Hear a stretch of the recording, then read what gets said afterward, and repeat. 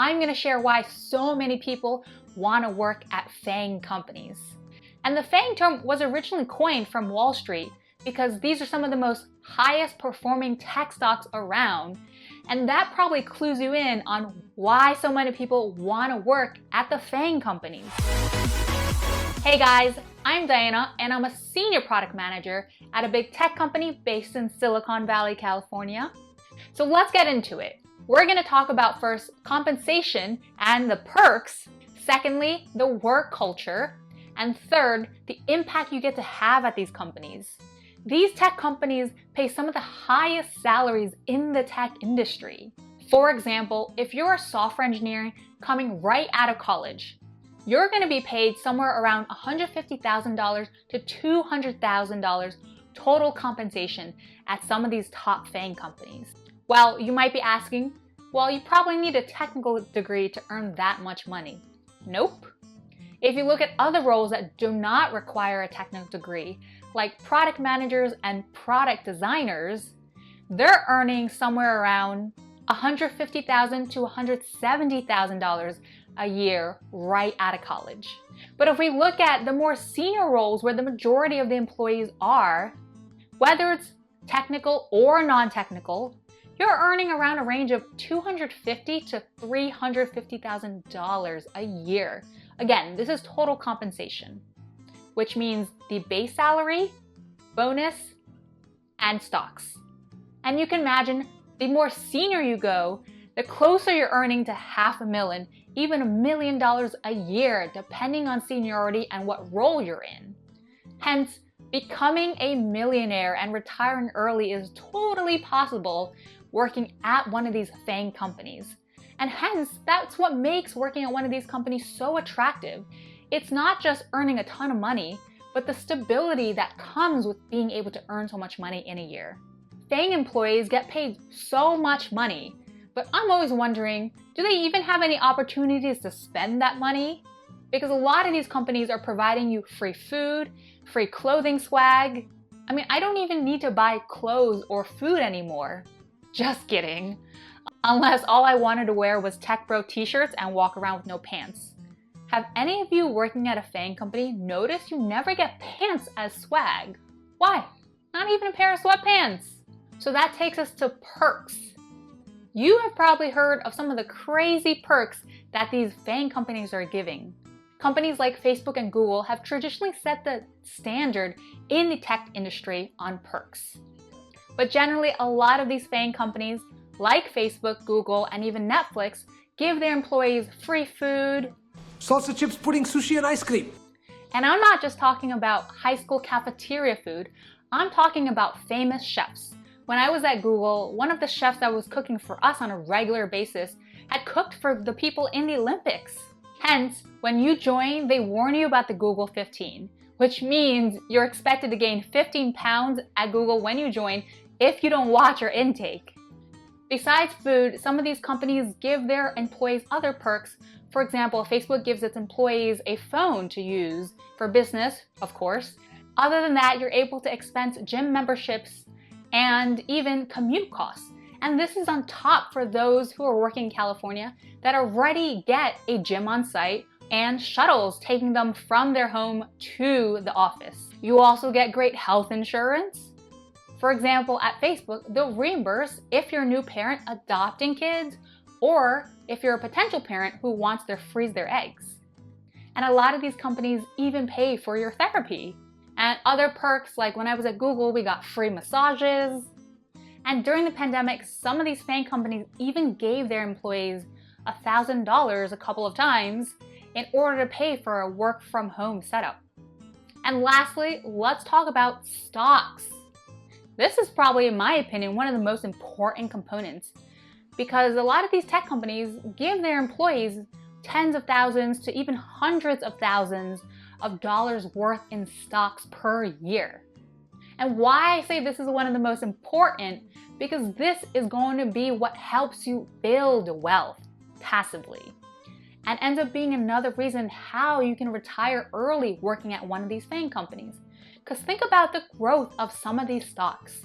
Let's take a look at Amazon stocks, Apple stocks, Facebook, Google, Netflix stocks. And yes, people say stocks are risky, but if you look at the trajectory at these companies within FAANG, they've continually shown high performance in the last decades.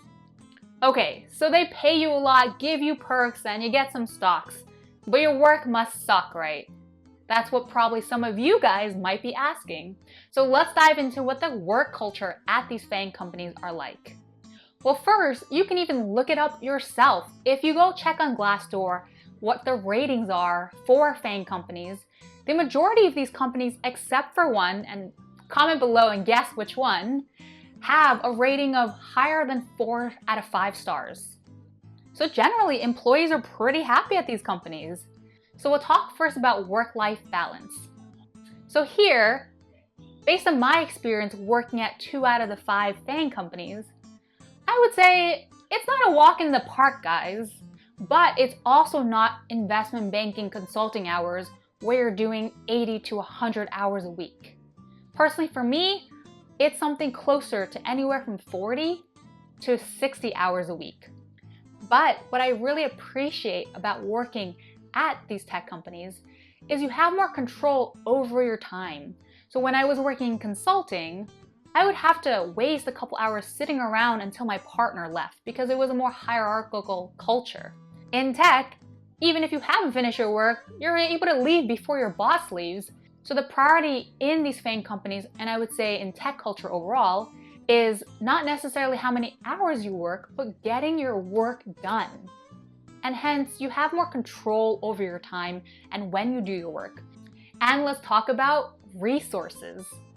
Another thing at FAANG companies is because they have so much money, resources in terms of getting people on board to start a project or the money on board to kick off a project usually isn't an issue if the company truly believes in that endeavor. These companies are willing to throw millions of dollars just to test an idea. And hence, it's not like a startup where one failure ends up crippling the company. And hence, the people are not in this survivorship mode and doesn't create all of this nasty competition that I notice sometimes happens in startups where teams are vying for one pool of resource. And this is great because getting resources, I've done this before, and it is so draining just begging for the resources to do an idea that you think is really going to take off. So this also leads into the next point. People are encouraged to have innovative ideas and build a team as long as they can convince their peers and senior leadership that this is something worth investing in.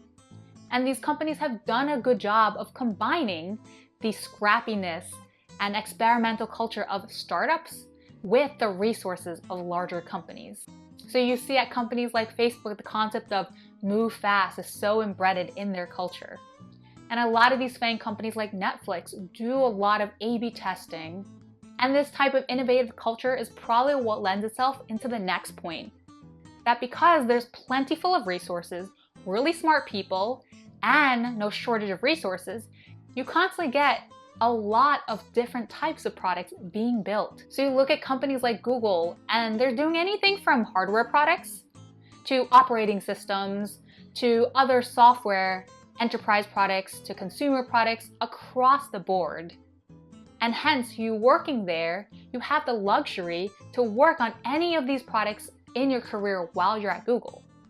In my own time working at FAANG, I remember in just 2 years, I'd worked across a span of 6 different types of products, from marketplace to AR/VR to infrastructure, working on data products, and even working on a crowdsourcing product. So you get a lot of good exposure and it allows you to then hone in on your craft.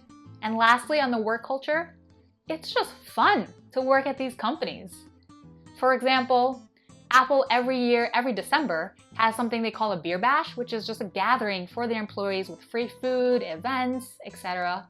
And at these other companies, they're known to have crazy holiday parties. For example, Google would rent out a museum in the middle of San Francisco. One time our company rented out a whole football stadium for us to participate in. And beyond these one-off events that maybe happen once a year, the day-to-day is full of personality and creativity at these companies. People talk about if you go to these conference rooms, they have very distinctive names representing maybe specific places or inside jokes. And there's so much art around the office which fosters creativity and a sense of appreciation for beauty. During work, you get to mix play in as well. So I remember when I was at Google, we would play ping pong and play video games at the end of the day, or sometimes even in the middle of the day. Besides that, you have regular offsites. Like one time I planned an offsite to go to an event where we had called survivor training. We were put in the middle of the woods and someone taught us how we would survive if we were stranded in the middle of the woods. Of course, there's downsides to working at these FAANG companies. I'm not gonna say everything is a perfect walk in the park. For example, our vending machines don't have Apple AirPods, and I haven't been able to get the company to get us sushi at our cafeterias. Hashtag FAANG problems. But actually, we have a lot of threads internally where people complain about first world, well, I would say FAANG problems. Anyways, if you're actually curious, what are some of the downsides and disadvantages of working at FAANG companies? Let me know in the comments below, and it might be the next video. And make sure to subscribe so you don't miss that video. Let's talk about another reason why people want to work at FAANG companies. Hashtag impact. Okay, no more hashtags, but impact. The type of impact you get to have at these companies that are touching billions of people's devices is unparalleled. For example, companies like Facebook and Google are touching more than 3 billion people in a month. Think about that, 3 billion people. How many countries is that? That's a little less than half of the world's population, but it is the majority of the population that's on the internet. And it's not just the scale that is mind-blowing or inspirational, but also the depth. So for example, when I was working at Google, and at that time I was working on the AdWords product, weekly we would get a flood of mail from businesses thanking us because AdWords helped them scale their business, help their business get discovered. And at Facebook, when we were building products to help people get onto the internet, I will never forget when I went on one of the user research trips, this father based in Kenya told me that his daughter was finally able to get an education because we were able to give internet access to where he lived, and that they couldn't afford a formal education. So employees at these companies are building these large-scale products, but these products are changing the world and how we experience the world.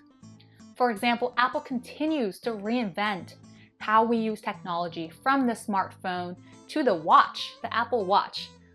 To be honest, I was one of those laggards where I'm like, watches, bringing back watches is so uncool. And now look at me in 2020. I bought my first Apple Watch and it is literally the best thing ever. Okay, other examples. Netflix in changing the media landscape and creating original content from a tech company. And of course, Amazon has completely changed the way we shop. Google, I don't even know where to start. But of course, their flagship product, Search, has changed the way we use the internet. It basically makes the internet usable. So have I convinced you to want to work at a FAANG company? If so, you might be wondering, well, how hard is it to get into one of these companies and what are the interviews like? And maybe specifically, what are some of the salaries like? Well, you'll want to check out this video where I talk about what the interviews at these FAANG companies are like, and this other video where I talk about some of the salaries. See you guys in the next video.